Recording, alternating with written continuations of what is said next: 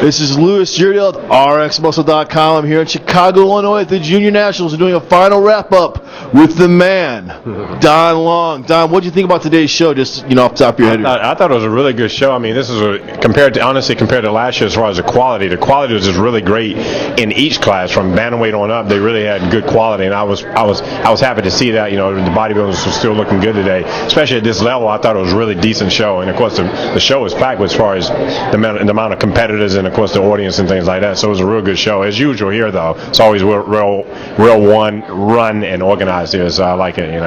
He had a guy that was his name, Corey Callier. Corey Callier, yeah. He was in the supers. He got second. He got second, yeah. So we were hoping for a first. It was neck and neck between like three of those guys in there. So the judges hit the other way for some reason. But like I said, I think the other guy might have had a little some hardness in his quads and where he did not.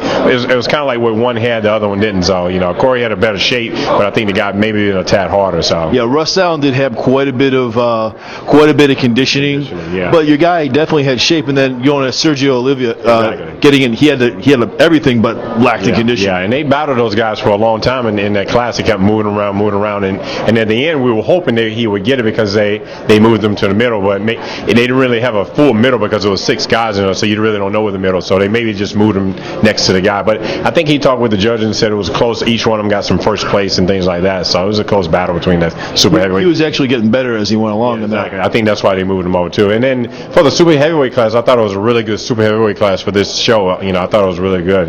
So he had about 6 or 7 guys. It was actually pretty decent. So yeah, usually you don't see the guys. I've seen pictures before Junior Nationals, and there's not in condition at all. Exactly. All these guys in this class were pretty decent. Pretty good. Yeah, as like I said, for this junior national level, I thought it was really, really good. So yeah. They got Charles Griffith in the light heavyweight, had a really good shape and structure, tiny little waist. But when you put him next to that overall, next to Dorian Haywood, yeah, he just didn't look like anything next to him. Exactly. Yeah, it's funny when you see that because he has so much muscle in his own class, but once he got up there next to the Dorian guy, it was just a different story. That Dorian guy had a really good shape, and he was in shape himself too. So And it really says something when a guy can come in rocking Dream Tan. Yeah, exactly. And win the overall at a show. Because they normally don't like that here at all, but I guess he was able to pull it off. I mean, he was a nice looking guy actually, and his body was actually very flowing too. So, and like I say, he did have condition, so I think that kind of helped him out also. Although once again, that second place guy in the heavyweight too, if he had been, I walked out on the heavies a little bit because I didn't really have anybody in that class. I caught the tail end when it was Tay Raines. Exactly. When I caught the tail end when they were taking him off, but his physique is phenomenal. This guy is going to be dangerous in the future. I can guarantee you. I think if he was just a little more crisp, yeah, exactly. He could have maybe pulled it off. Yeah, exactly. He could have pulled it off, and then he probably could have had the overall himself. So. But right now he's thinking, man, the guy had Dream Tan. Yeah, exactly. Yeah, exactly. Yeah, so yeah. Normally, like I said, here at these shows, Dream Tan don't go over too well, so no one really likes that here. He kind of reminded me of something like a flashback out of the 1990 with his posing. It's very classic posing, very good posing. Yeah, and then like I said, I think he has somewhat of the same thing, like a classical physique also. And then, but once again, he had a pretty shape. Was well rounded. His condition was on. So I guess they let the Dream Tan slide. So the overall quality of the men's bodybuilding here is pretty good then overall. I thought it was really good. Once again, and I'm judging, from this junior national level, I thought it was really good junior national. It's kind of like what I would like to see on a regular basis here. Some years I come here because I even do the play-by-play here sometimes, and then I just can't have anything to say about some of the guys because sometimes the quality is not that good. But this year I was really enjoying the amount of competition that was coming out. So.